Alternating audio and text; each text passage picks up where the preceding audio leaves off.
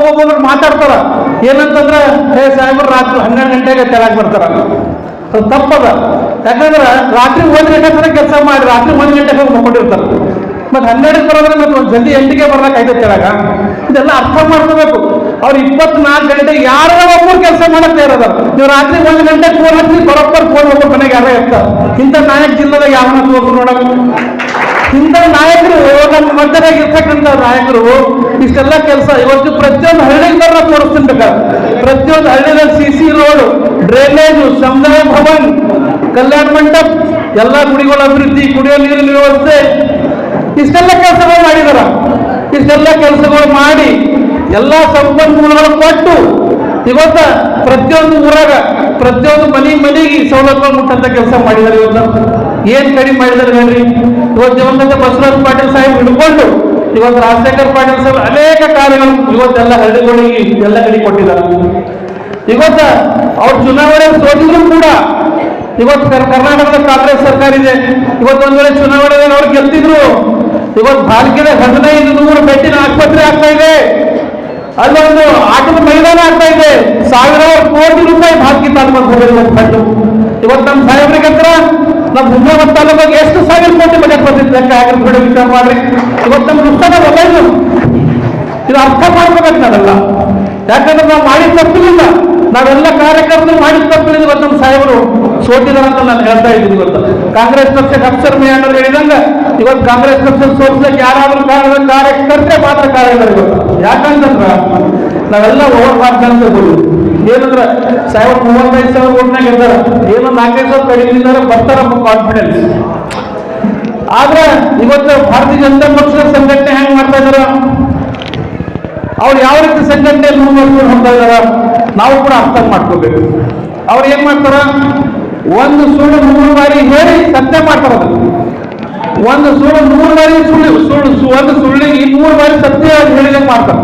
ಅದ್ರ ಸತ್ಯ ಪರಿವರ್ತನೆ ಮಾಡ್ಬಿಡ್ತಾರೆ. ಆದ್ರೆ ನಾವು 3 ಸತ್ಯಗಳನ್ನ ಒಂದು ಸತ್ಯ ಜನರಿಗೆ ಹೇಳ್ತಾ ಇದ್ದೀವಿ. ಇದು ನಮ್ಗೆ ಗುರ್ತೈವ. ಯಾಕಂದ್ರೆ ಇವತ್ತು ನಾವು ಮಾಡಿದ ಕೆಲಸಗಳ ಬಗ್ಗೆ ನಾವು ಜನರಿಗೆ ಮುಟ್ಟಿಸಿದಾಗ ಮಾತ್ರ ಜನರು ಮನವರಿಕೆ ಆಗ್ತದೆ. ಇವತ್ತು ಕರ್ನಾಟಕ ಸರ್ಕಾರದಾಗ ಸಾವಿರಾರು ಕೋಟಿ ಬಜೆಟ್ ತಂದು ಮಂದಿ ಅವ್ರ ಮನೆಗೆ ಕುಂತಿಲ್ಲ.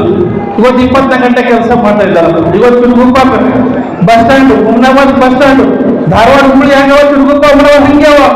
ಇವತ್ತು ಬಸವರಾಜ ಪಾಟೀಲ್ ಸಾಹೇಬ್ ಇರ್ಲಾಗ ಹುಮ್ನಾ ಚಿಡುಗುಪ್ಪಕ್ಕೆ ಏನಂದ್ರೆ ನಾಡ ಕಚೇರಿ ಮಾಡಿ ಇವತ್ತು ತಾಲೂಕನ್ನು ಘೋಷಣೆ ಮಾಡಿದ್ರು. ತಾಲೂಕಕ್ಕೆ ಏನೇನು ಬೇಕು ಸವಲತ್ತುಗಳು, ಫೈರ್ ಸ್ಟೇಷನ್ ಇರ್ಬೋದು, ಬಸ್ ಸ್ಟ್ಯಾಂಡ್ ಇರ್ಬೋದು, ಕುಡಿಯೋ ನೀರಿನ ವ್ಯವಸ್ಥೆ ಇರ್ಬೋದು, ಅನೇಕ ಕಾರ್ಯಗಳನ್ನ ಚಿಡುಗುಪ್ಪ ತಾಲೂಕಾಗ ಒಂದು ಹುಮ್ನಾಬಾದ್ಗೆ ಸರಿ ಸಮಾನವಾಗಿ ಕೊಟ್ಟಂತಹ ಆಯ್ತು. ಇವತ್ತು ಇಂಥ ಕೆಲಸಗಳನ್ನ ಚಿಡುಗುಪ್ಪಕ್ಕೆಲ್ಲ ಎಲ್ಲ ಸರ್ಕಾರ ಮಾಡಿದ್ದಾರೆ. ಆದ್ರೆ ನಾವು ಇಲ್ಲಿ 3ನೇ ಸ್ಥಾನದಾಗಿದ್ದು. ಯಾಕಿದ್ದ 3ನೇ ಸ್ಥಾನದಾಗ? ಚಿಡುಗುಪ್ಪದ 3ನೇ ಸ್ಥಾನದಾಗಿಲ್ಲ. ಕಾರಣ ಏನು? ಇವತ್ತು ನಾವೆಲ್ಲ ಗಟ್ಟಿಯಾಗಿ ನಿಂತು ಕೆಲಸ ಮಾಡ್ತಾ ಇಲ್ಲ. ನಮ್ಮ ಕಾರ್ಯಕರ್ತರು ದುಡಿತಾ ಇಲ್ಲ. ನಮ್ಮ ನಾಯಕರು ಪಟ್ಟಂತ ಪರಿಶ್ರಮದ ಪ್ರತಿಫಲ ಕೊಡ್ತಾ ಇಲ್ಲ. ಅದಕ್ಕಾಗಿ ನಾವೆಲ್ಲ ಸಂಘಟಿತರಾಗಬೇಕು. ನಾವೆಲ್ಲ ಮನಸ್ಸು ಪರಿವರ್ತನೆ ಮಾಡ್ಕೋಬೇಕು. ನಾವೆಲ್ಲ ನಮ್ಮ ಮನಸ್ಸಿಗಿರ್ತಕ್ಕಂಥ ತೊಂದರೆಗಳನ್ನೆಲ್ಲ ನಾವು ದೂರ ಮಾಡಬೇಕು. ನಮ್ಮ ಉದ್ದೇಶ ಒಂದೇ ಇರಬೇಕು. ನಮ್ಮ ಉದ್ದೇಶ ಒಂದೇ ಇರಬೇಕು. ಹುಮ್ನಾಬಾದ್ ಮತಕ್ಷೇತ್ರದಾಗ ರಾಜಶೇಖರ್ ಪಾಟೀಲ್ ದಂಡ ಯಾವತ್ತು ಖಾಯಂ ಇರಬೇಕು. ಯಾಕೆ ಖಾಯಂ ಇರಬೇಕು? ಇಂಥ ನಾಯಕರು ಇದ್ರೆ ಮಾತ್ರ ಹುಮ್ನಾಬಾದ್ ಮತಕ್ಷೇತ್ರ ಡೆವಲಪ್ಮೆಂಟ್ ಆಗೋದು ಸಾಧ್ಯ ಅದ. ಇವತ್ತಿಂದ ನಾಯಕರ ತಯಾರಾಗ 3 ವರ್ಷ ತಪ್ಪಿರ್ತದ. ಇವತ್ತೊಬ್ಬ ನಾಯಕ ತಯಾರಾಗ ಇಮಿಡಿಯೇಟ್ ಆಗಿ ನಾಯಕ ಆಗೋದು ಸಾಧ್ಯ ಇಲ್ಲ. ಆದ್ರೆ ಅಂತ ನಾಯಕರು ಇವತ್ತು ಎದಿ ಕೊಟ್ಟು ತನ್ನ ಕಾರ್ಯಕರ್ತ ತನ್ನ ಸರ್ವಸ್ವ ಅಂತ ಮಹಾನ್ ನಾಯಕರು ಅವರು ಇವತ್ತು. ಇದನ್ನು ಸುಮ್ಮನೆ ಜೋಕಲ್ಲ, ನಾವು ಅರ್ಥ ಮಾಡ್ಕೋಬೇಕು. ಇಂಥ ನಾಯಕರನ್ನ ಬೆನ್ನಿಗಿರ್ಬೇಕಾಗ್ಲಿ ನಾವೆಲ್ಲ ಸಂಘಟಿತರಾಗಿ ಹೋರಾಟ ಮಾಡಬೇಕು. ನಾವೆಲ್ಲ ಕಾರ್ಯಕರ್ತರು ಬೂತ್ ಮಟ್ಟದ ಕೆಲಸ ಮಾಡಬೇಕು. ಪ್ರತಿಯೊಂದು ಬೂತು ಬಲಿಷ್ಠ ಮಾಡಬೇಕು. ಇವತ್ತು ಪ್ರತಿಯೊಂದು ಬೂತ್ ಬಲಿಷ್ಠ ಮಾಡಬೇಕು. ನಮ್ಗೆ ಏನೇ ಸಮಸ್ಯೆ ಅಂದ್ರೆ ನಾಯಕರನ್ನ ಹಿಂದಿದ್ದಾರೆ. ಇವತ್ತು ನಮ್ಗೆ ಯಾವುದೇ ಕಷ್ಟ ಬರಲಿ ಸುಖ ಬರಲಿ ಎಲ್ಲರಿಗೂ ಕೂಡ ಒಂದು ಕಾರ್ಯಕರ್ತ ಬೆನ್ನಿಗೆ ಹಾಕೊಂಡು ಯಾವತ್ತೂ ಬಿಟ್ಬಿಡಲ್ಲ. ಇದು ಇತಿಹಾಸದ ಹುಮ್ನಾಬಾದ್ ತಾಲೂಕಲ್ಲಿ ಬಸವರಾಜ ಪಾಟೀಲ್ ಹೆಂಗೆ ಮತ್ತು ರಾಜಶೇಖರ್ ಪಾಟೀಲ್ ಸಾಹೇಬ್ ಬಂದಾಗ ಟಿಪ್ಪ ಪಂಜೆ ಹಾಕೋದು, ಬರೋದು, ನಿಂದ್ರೋದು, ಫೋಟೋ ಹೊಡ್ಕೊಳ್ಳೋದು, ಮತ್ತೆ ಅವ್ರು ಹೋದ್ರು ಮುಗಿದ್ ಮನೆ ಹೋಗ್ಬಿಡು. ಹ್ಯಾಂಗ್ ಪಕ್ಷ ಸಂಘಟನೆ ಇರ್ತದೆ. ಒದ್ದಾಡಬೇಕು ಏನು ಅವರಿಗೆ ಬರ್ಕೊಟ್ಟಿರೋದ. ಕಾರ್ಯಕರ್ತರನ್ನ ಎಲ್ಲರೂ ಸರಿಸಮಾನವಾಗಿ ಎಲ್ಲರೂ ಮಾಡ್ಬೇಕಲ್ಲ. ಇವತ್ತು ಎಲ್ಲರೂ ದುಡಿಬೇಕು, ಸರಿಯಾಗಿ ದುಡಿಬೇಕು. ಇವತ್ತು ಆ ನಿಟ್ಟಿನಲ್ಲಿ ನಾವು ಕೆಲಸ ಮಾಡಬೇಕು. ತಪ್ಪು ತಿಳ್ಕೊಂಡ್ರೆ ಯಾರು, ನಾನು ಒಂದು ಸಾಮಾನ್ಯ ಕಾರ್ಯಕರ್ತ ಇದ್ದೀನಿ, ನನಗೂ ಅಂದ್ರೆ ನೋವಾಗಿ ಮಾತಾಡ್ತಾ ಇದ್ದೀನಿ, ನಾವೆಲ್ಲ ಅರ್ಥ ಮಾಡ್ಕೋಬೇಕು. ಯಾಕಂದ್ರೆ ನನ್ನ ತಪ್ಪಿರ್ಬೋದು, ನಾ ಏನು ಸಾಧಕ ಅಂತ ಹೇಳ್ತಾ ಇಲ್ಲ, ನನ್ನ ತಪ್ಪನ್ನ ಅರ್ಥ ಮಾಡ್ಕೋಬೇಕು. ಪರಿವರ್ತನೆ ಆಗ್ಬೇಕು, ಎಲ್ಲರೂ ಪರಿವರ್ತನೆ ಆಗ್ಬೇಕು. ಇಂಥ ನಾಯಕರು ಇವತ್ತು Humnabad degree college, Chitguppa degree college, Humnabad fire station, Chitguppa fire station ಎಲ್ಲ, ಇವತ್ತು ಚುಡುಗುಪ್ಪ ಸರ್ಕಾರಿ ಆಸ್ಪತ್ರೆ. ಈಗ ನಿಮ್ಗೆ ಇದಾಗ ಗೊತ್ತಿಲ್ಲ, ರಾಜಶೇಖರ್ ಪಾಟೀಲ್ ಸಾಹೇಬ್ ಇದ್ದಾಗ ಚುಡುಗುಪ್ಪ ಒಂದು ಹಾಸ್ಪಿಟಲ್ ಅಪ್ರೂವಲ್ ಆಗಿತ್ತು, ಅದು ಇನೋವೇಟಿಂಗ್ ಆಗಿಲ್ಲ, ಅಡಿಗಲ್ಲೇ ಆಗಿಲ್ಲ. ಅದನ್ನ ಹೇಳೋ ತಾತ್ಪರ್ಯ ಏನು, ಅವರು ಹಗಲು ರಾತ್ರಿ ಪ್ರತಿ ಹಳ್ಳಿ ಹಿಡ್ಕೊಂಡು, ಪ್ರತಿ ನಗರ ಹಿಡ್ಕೊಂಡು ಎಲ್ಲ ಸೃಷ್ಟಿ ಮಾಡ್ತಕ್ಕಂಥ ನಾಯಕರು, ಇಷ್ಟೆಲ್ಲ ಅಭಿವೃದ್ಧಿ ಮಾಡಿದ್ರು. ತಾವಿವತ್ತು ಅವರಿಗೆ ಕೇವಲ 800-900 ಹೋಟ್ಲಿಂದ ಇವತ್ತು 16 ಲಕ್ಷ ಅವೆಲ್ಲ ಕಾರಣೀಭೂತರಾಗಿತ್ತು. ಇವತ್ತು ಯಾವ್ಯಾವ ಸೋದರ ಅವರು 1000 ಮಂದಿ ಸೋತಾರೆ, ಗೆದ್ದರೆ 35,000 ಮ್ಯಾಗೆ ಹೋಗ್ಲಿಂದ ಗೆದ್ದಾರೆ. ಇದು ಇತಿಹಾಸದ. ಆದ್ರೆ ನಾವು ಮುಂದೆ ಬರ್ತಕ್ಕಂಥ ಜನರು ಎಲ್ಲ ಜಾಗೃತ ಆಗ್ಬೇಕು, ಸಂಘಟಿತರಾಗಬೇಕು. ನಾವು ಕಾರ್ಯಕರ್ತರೆಲ್ಲರೂ ನಮ್ಮ ವೈಮನಸ್ಸುಗಳು ಮರಿಬೇಕು. ಇವತ್ತೇನಾಗ ನಮ್ಮ ಪಕ್ಷದಾಗಂದ್ರ ಬಹಳಷ್ಟು ವೈಮನಸ್ಸುಗಳು, ಒಂದೊಂದು ಗ್ರೂಪಿಸಮ್ ಬ್ಯಾರೇನೆ, ಒಂದೊಂದು ಗ್ರೂಪಿಸಮ್ ಬ್ಯಾರೇನೆ.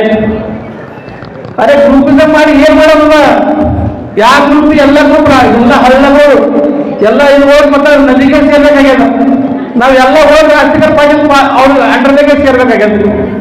ನಾವು ವ್ಯಕ್ತಿಗತ ಭಿನ್ನಾಭಿಪ್ರಾಯ ಬಿಟ್ಕೊಡಮಲ್ಲ, ಆಯ್ತಪ್ಪ ನೀನೇ ಮಾಡ್ತಿ, ಮುಂದೊಂದು ಐತಿ ಮಾಡು, ಯಾರ ಮಾಡಲಿ, ಪಕ್ಷಕ್ಕೆ ಟೈಮ್ ಕೊಡೋರು ಮಾಡಲಿ, ಕೆಲಸ ಮಾಡಲಿ, ಪಕ್ಷಕ್ಕೆ ದುಡಿಬೇಕು, ಈ ರೀತಿ ಕೆಲಸ ಮಾಡಬೇಕು. ಇವತ್ತು ಭಾರತೀಯ ಜನತಾ ಪಕ್ಷದವರು ಇವತ್ತಿಂದ ನಿಮ್ಗೆ ಯಾರಿಗಾರ ಗೊತ್ತಿರ್ಬೋದು, ನಿಮ್ಗೆ ಎಲ್ಲ ಇವತ್ತು ಏನ್ ಮಾಡ್ತಾ ಇದ್ದಾರ, ಊರಾಗ ಸಂಘದ ಶಾಖೆ ನಡೆಸ್ತಾ ಇದ್ದಾರೆ. ನಮ್ಗೆ ಸಂಘದ ಶಾಖೆ ಬಗ್ಗೆ ವಿರೋಧಿಲ್ಲ, ಆದ್ರೆ ಅವ್ರೇನು ಮಾಡ್ತಾರೆ, ತಲೆಗೇನು ತುಂಬ್ತಾ ಇದಾರೆ ಹುಡುಗರಿಗೆ, ಸಣ್ಣ ಸಣ್ಣ ಹುಡುಗರಿಗೆ ತಲೆ ತುಂಬ್ತಾ ಇದ್ದಾರ. ಒಂದು ಜಾತಿ ವಿಷ ಜಾತಿಗಳ ಮಧ್ಯೆ ಜಗಳ ಹಚ್ಚೋದು, ಮತ್ತ ಏನೋ ಒಂದು ಕಾಂಟ್ರವರ್ಸಿ ತಯಾರು ಮಾಡ್ತಾರೆ. ಇಂಥ ಕೆಲಸಗಳು ನಡೀತಾ ಇದ್ದಾವೆ. ಮುಂದೆ ಬರ್ತಕ್ಕಂಥ ಜನಗಳಾಗ ಇನ್ನೂ ಅವ್ರು ಹೆಚ್ಚಿನ ರೀತಿಯಲ್ಲಿ ಮಾಡ್ತಾ ಇದ್ದಾರೆ. ಆಯ್ತು, ಅವ್ರು ಪ್ರತಿಯೊಂದು ಕಾರ್ಯಕರ್ತ ಎಷ್ಟು ಡಿಸ್ಟೆನ್ಸ್ ಕೆಲಸ ಮಾಡ್ತಾರೆ ನೀವೆಲ್ಲ ಅರ್ಥ, ಯಾಕಂದ್ರೆ ನಾವು ಕೂಡ ಅದರಲ್ಲಿಂದೇ ಬಂದವರಿಲ್ಲಿ.